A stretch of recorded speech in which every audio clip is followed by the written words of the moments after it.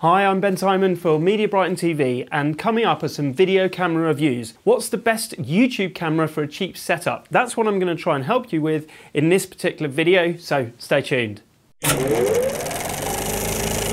Okay, so I'm going to go through the different types of cameras here, and I'm just going to give you a quick rundown on the pros and cons of each. All of these cameras are good in their different ways. The one recurring theme for all of these cameras are they all perform better with decent light. Also, you're going to need a decent microphone, an external microphone, one a bit like the one I'm wearing here.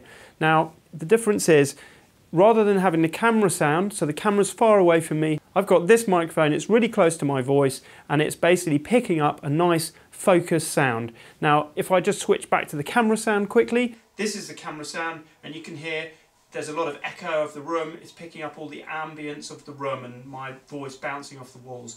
Whereas this sound, going back to this one again, is a much more focused professional sound. So that's what you really need to think about. All of these cameras, you're going to need an external microphone to get the best results out of them. First of all, I'm going to start with the DSLRs. So the DSLR cameras, they generally start at around sort of £300, or probably around the same for dollars. The plus points of DSLR cameras are the image quality is absolutely fantastic, and it is a lot better than some of the other cameras that I've got here.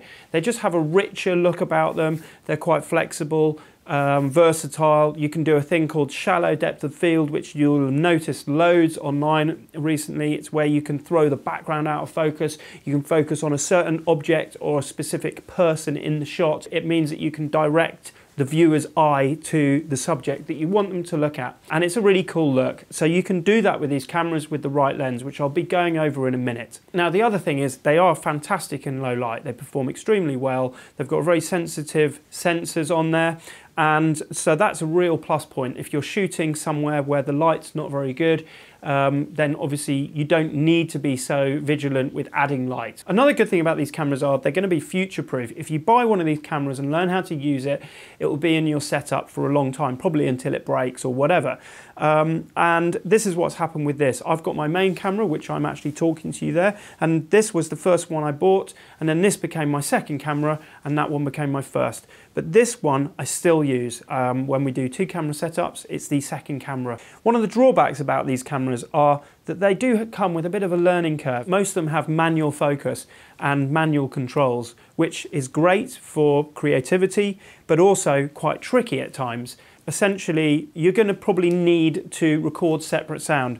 Now, that's what I'm doing here. I've got a separate audio recorder, which my mic is going into, and then in post, in the edit suite, I sync the audio files with the video files. You can get a cheap audio recorder for around sort of £65, which is about $99. There's a one called the Zoom H1, which is a very, very simple one, and you can plug a simple microphone into that. For the Canon ones, I would advise this one is a 550D. It's a bit old now. If you can find one, it will still do a fantastic job, and they'll be very, very cheap. But maybe have a look around at the 600D or the 700D. So the 600D is similar to this, but it has a flippy screen, and you can turn that around. The 600Ds are around £300, and again, they'll probably be similar, sort of $300 to $400. And the 700D is around £450, which is about $550. Now, the good thing about the 700D is that it does autofocus. This particular lens will be really good lens to get. It's a 50mm 1.8 lens. That essentially means that the aperture, the opening, goes very, very wide, and it's very, very good for low light. It lets a lot of light in, but you can also do that shallow depth of field effect with it. The wider the aperture, the more shallow depth of field, and the better in low light it will be. So these come in at around £80, probably about $100, which is extremely cheap for a lens, and for what it does, great piece of kit. So this is a viewfinder which you add on to the back here. If you're outside and there's sun beaming down, you just can't see the screen. So adding one of these on would be a really good upgrade. These come in at around sort of £50. I'm not sure in dollars, but I'll put that on the screen. I would say get the kit lens, with the camera. I told you about this one, but don't go crazy on lenses at the beginning. So next of all, I'm going to talk about the GoPros. They started around $300 and you can get loads of accessories to make it do lots of different things. They're extremely high quality. This one actually goes up to 4K, so that's sort of double the resolution of HD. Now these come with an extremely wide angle lens, which can be great, but it also can be a bit of a drawback.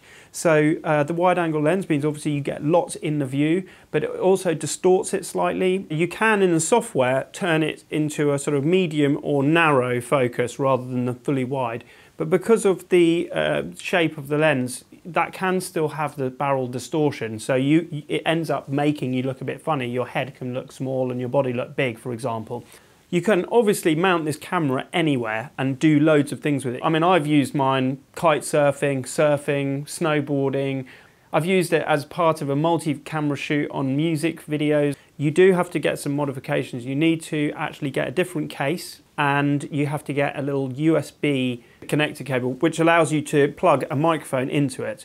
And obviously we talked about the importance of having an external microphone. One of the plus points about this is that it's going to be really, really sharp focus, especially in very good light. These newer ones, the 3 Plus, they're pretty good in low light. You don't have any manual focus on this, and because it's a very small lens, generally the image is in focus. It's got Wi-Fi in it, and you can repeat to your iPhone. If you've got an iPhone, use this as a sort of external monitor. This type of camera also would be very future-proof in the sense that if you bought this as your first camera and started using it, and then you wanted to upgrade to, for example, a DSLR or something like that, this would always be in your kit bag as your sort of second camera then. One of the drawbacks about having the GoPro is that obviously it only has the one lens. You can't add any other add-on lenses. So that does mean that you're a little bit limited on the creative side. You just have to decide whether you need that or whether you're happy to just go with something that's more point and shoot. Okay, so moving on. Next one we're going to talk about the camcorder style camera. Now this one is a Canon HFS 100. So what I'm going to talk about generally is the features of this camera and the benefits of those features, and then you can look around for a similar camera in your price range. They come with autofocus and face recognition, which is great for doing your pieces to camera and things like that. You're not going to have to worry too much about being in focus. For that reason, they're quite easy to use. It's sort of all intuitively laid out as a video camera, as opposed to the DSLRs, which are a bit more difficult to get your head around. You do have manual controls on this particular model. I've got a little focus wheel down here, and within the settings you can notch up and down the exposure and things like that. You can plug in an external microphone, which is a must if you're going to buy a camera like this. You can also monitor your audio by plugging headphones into the back there. It's got a bit of a weird sound going on. That's actually an optical image stabilizer, and that will really smooth out your shots. It means that everything looks a lot more professional. Obviously the flip out screen, we're all used to that, but it's still something to take into consideration. And you do have a zoom on it, but when it's zoomed completely out, it's still quite a sort of cropped in, zoomed in image. So getting a wide angle lens fitting would be a nice add-on. Just generally, the image is going to be a little flatter than something like the DSLR, not as rich. You're not going to be able to do that shallow depth of field, so you won't be able to get as creative. But, you know, definitely going to be a good camera to get going with and easy to use. So those are definitely the plus points of that type of camera. So lastly, I want to talk about the iPhone. This one's a 4S. So since the 4S, going all the way up to the newer ones, they've all HD quality now, and they do take a fantastic image. You do need to add decent light to get a decent image out of these cameras. Now, one of the plus points about this is you can get loads of really decent apps that turn it into a really professional camera, but also you can get apps to do effects on your footage and edit it. And then you can upload it directly from the camera. You could be the first to get your footage online, which is obviously a massive plus point for YouTube. So the cameras on the iPhones are definitely one to think about using. Now, the best way to get it is obviously to add things like an external microphone. So you're going to need some bits of kit. This is a piece of kit called the iRig Pre, and essentially it plugs into the top there, and it means that you can plug a professional microphone into it, which turns it into a professional piece of kit. I think these are around sort of 40 bucks. You can also get a lapel mic like this one. It's a bit like the one I'm wearing here. And this basically plugs directly into the iPhone. Now, you can't just plug any old microphone in, but this one plugs directly in, and then you've got a lapel mic for the iPhone. Now, the other thing you're going to want to do is get some lenses. So this one is made by Olloclip, and it just clips onto the side here. And you've got 4 different lenses in the one piece of kit. So it comes with a fisheye, a wide angle, and then you unscrew both of them and you've got a macro on both sides. So just with this piece of kit alone means you've got 5 lenses, including the one that comes on the iPhone. So that's a really nice touch. Obviously with the iPhone, it's a very small camera, so you want to keep it steady. So you're going to need to be able to mount it onto something like a tripod, or get a stabilizer for it. So this is a very, very inexpensive piece of kit called a glyph, and essentially you can just pop the iPhone into that, and then that means you can mount it onto a tripod. Now I've got one here as well. This is made by Olloclip, and I've got the case that already comes in, and that just fits in like that, and it means that I've already got it mounted onto this tripod, and then you've got your tripod mount. This one, you can also take this piece of plastic out, and then you can mount different pieces of kit on the top. This is a light that you can mount on top and turn it into a really professional camera. So, these are fantastic and really, really worth looking at.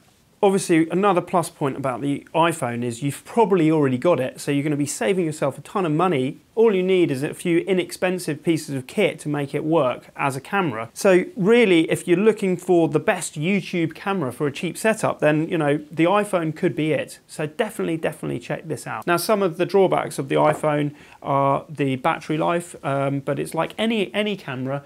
You don't really want to go out just with the one battery, so you can get battery cases, or you can get add-on batteries that give you a sort of a boost to the normal battery power that you've got with it. And then you've obviously got the storage. If you've only got a low storage amount on your iPhone, then that might be an issue. But if you're organised, then it might not be an issue. So that's something to take into consideration.